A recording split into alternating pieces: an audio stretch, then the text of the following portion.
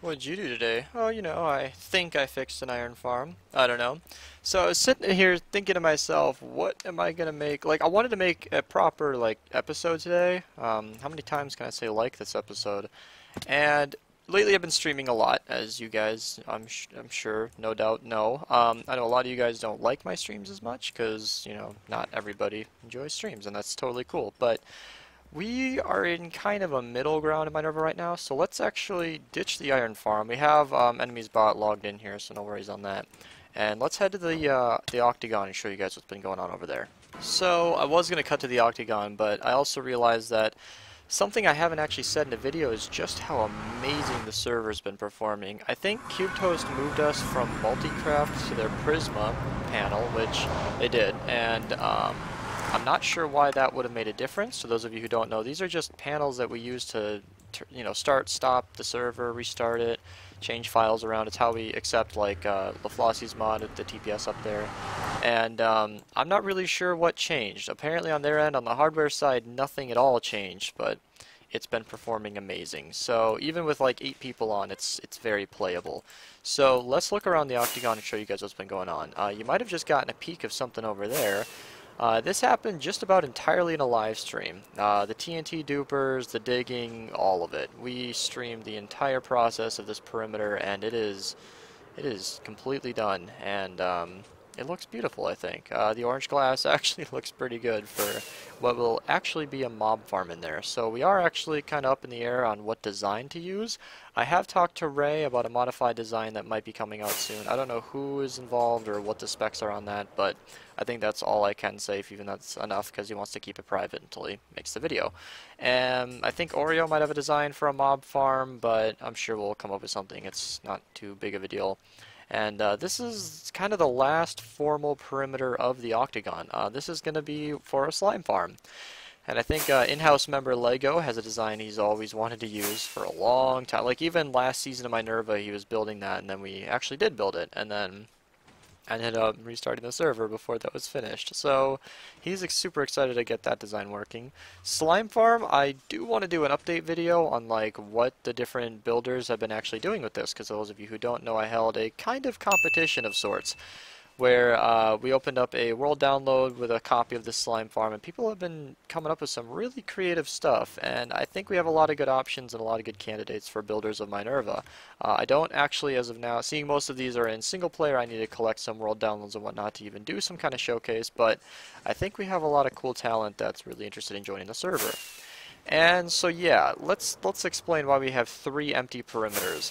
I think it's just been really fun digging out the perimeters, like it's been bringing people together. I think yesterday while I was streaming, we actually had 10 people online, which was fantastic. And that's kind of just brought us together as a community. So I think what we'll continue doing for this foreseeable future is setting up dupers and digging down the last 15 chunks for the rest of the Octagon. That is a temporary project, so it shouldn't take too long. It's been pretty fun actually hanging out with the guys. Streaming is perfect for the perimeter, and that's kind of what I was getting with. We've just been working a lot in the Octagon here, kind of actually just trying to finish it, get kind of the perimeters finished out, and then cut the corners, and then let Gulby and the designers go through here and come up with something better. And that just hasn't really warranted much for Minerva logs like this, where I guess I'll head back to the iron farm at some point, but the Octagon here has just been kind of what our main focus has been, and this is just a lot more fun to stream. And in my past video I also mentioned how I've been working on the wither perimeter as well. So yeah, lots of cool things going on, but channel's going in a little bit of a different direction. I like making these quick talky videos and just kind of logging whatever I'm doing that day, but you guys don't want to watch a 15-minute video of me digging a perimeter. That's far better suited for a stream. So that's kind of the update for now. Working on that iron farm because, as I'm aware, let's actually move to that in a second here. So I don't know what changed. The server's been performing outstanding. Like even when it goes low TPS, it stays there and it doesn't jerk around, and it's a lot smoother. Like I said, with that 10 people online, it was choppy as expected, but very playable. It was pretty good. And it's been awesome. So yeah, not that many projects going on that would really warrant a video, but you know what, I'm making one today. So here's kind of the problem. You can see we've got 5, I think it's working on the 5th village. I just haven't been able to see any golem spawn. So Delusion and Nuke, I believe Nuke was also involved, went ahead through here and just kind of redid all the wiring. And lately it just hasn't been working. I select 192 villages, says it's building, and then I just never see any golems. So I'm actually going to hop into a voice chat with Nuke off camera here and see what we can figure out as far as that's concerned. Okay. Oh, Nuke, I think our job here is done. So Nuke hopped on right as I noticed this right side, the pistons weren't working. He triggered all these just to make sure the wiring was working. I started to trace the piston, wondering why this wasn't getting a signal. Nuke, do you think a broken piece of redstone might do it? Yeah, that would make sense. I'm gonna hop up here and grab a piece of dust.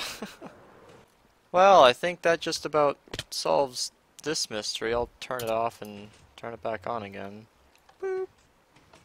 Okay, well, hopefully that fixes it. Okay, both lights went on. Okay, we'll monitor this off camera and then see how it performs.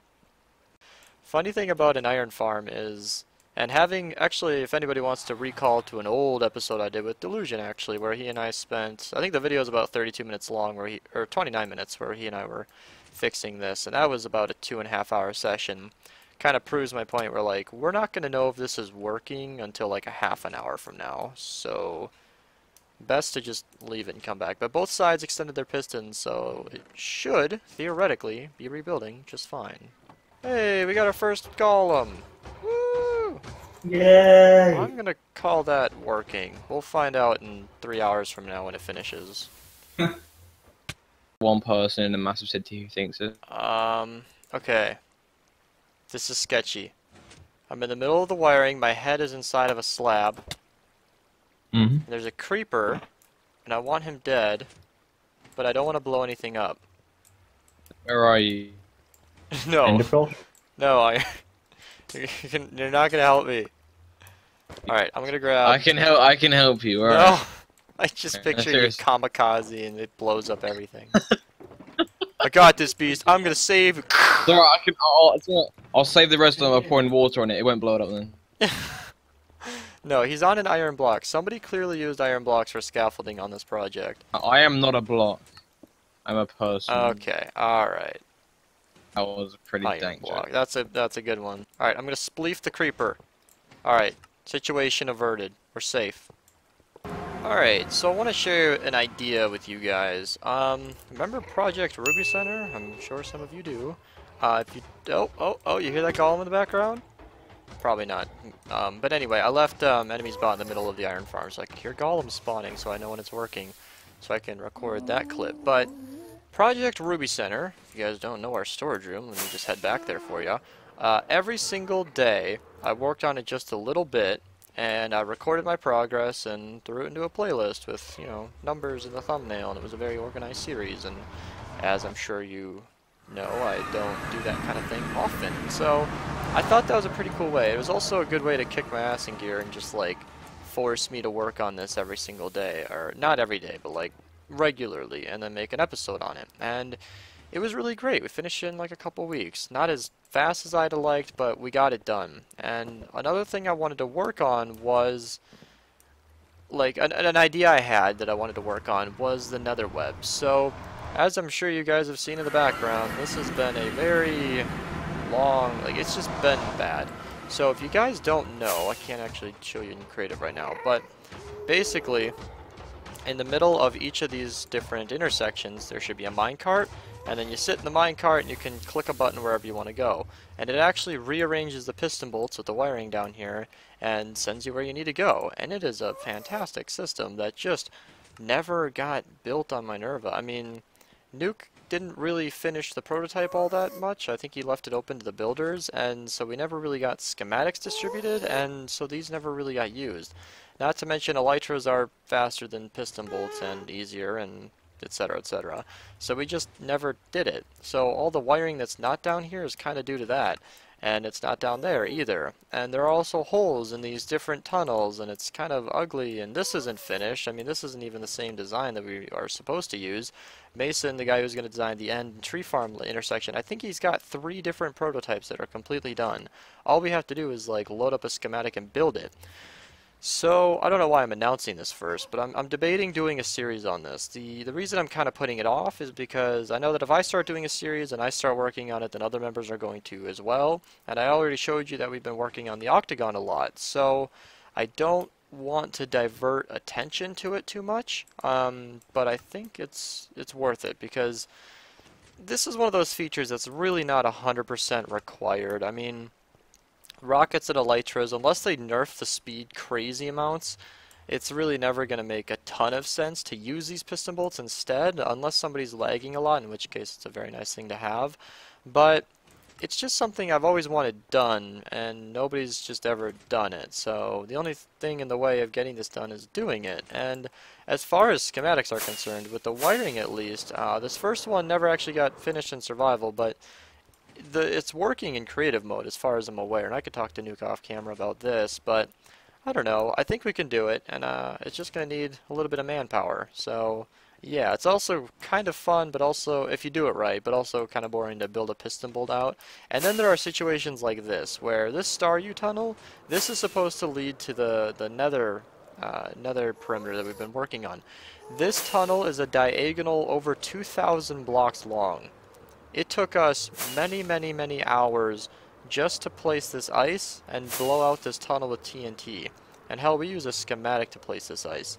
I'm going to keep going to the end of the tunnel just to give you guys an idea as to how long this is. This isn't even the end of the tunnel. I think it continues past this. So we actually made pretty decent progress, but like, this is just the ice, much less the piston bolt and the surrounding decorations and all that. So I really think we should finish this, but we've basically just been going on top of the Nether because it's easier.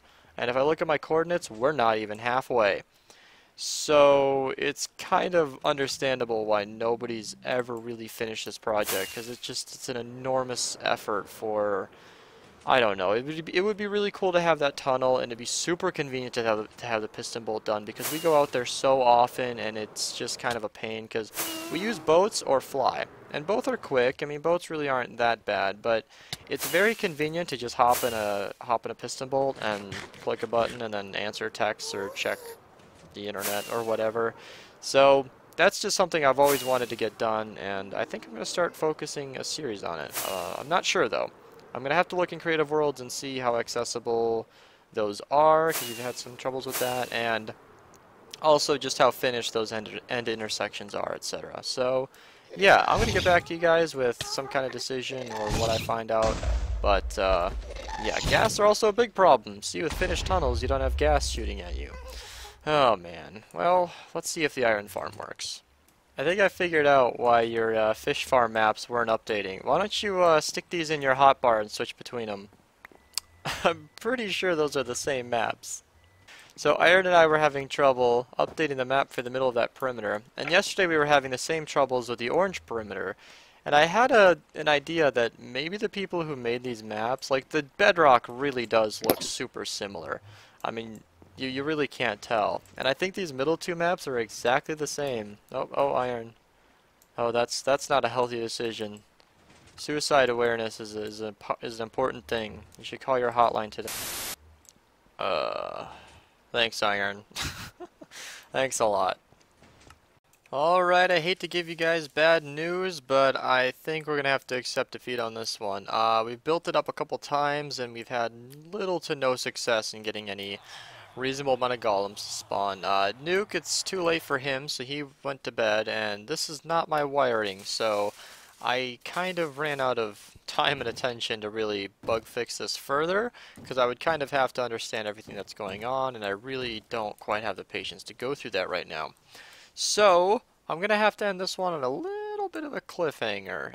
If we get it back running again, then you guys will be the first to know, and here's a bonus clip for you guys. We just streamed for over 5 hours. You can check it out in the link in the description below, but this is a world download from, I want to get the name right, just a second here. It is Reggie. Alright, I just wanted to make sure I didn't have any numbers. This is an applicant build by Reggie. Black screen will go away in just a second here. This is what he's been working on for the slime farm. I personally love this. I think he's done a great thing with the roof. I like that he's actually just gone with brown glass and kind of not worried about it. I'm sure we can make the innards of the slime farm kind of match in some way. but it's interesting how from below it looks fantastic. Like, it looks really good. But from above, you know, it's kind of the same trick that everybody else found. But wow, I really like this. This is pretty good. This is not nearly all of it. I've actually downloaded this world just to check it out myself. I'll ask him if I can post this in the link in the description below. But I just wanted to put this at the end as kind of a nice little epilogue, little extra bit at the end, just as a bonus clip. And yeah, okay. Now thanks for watching.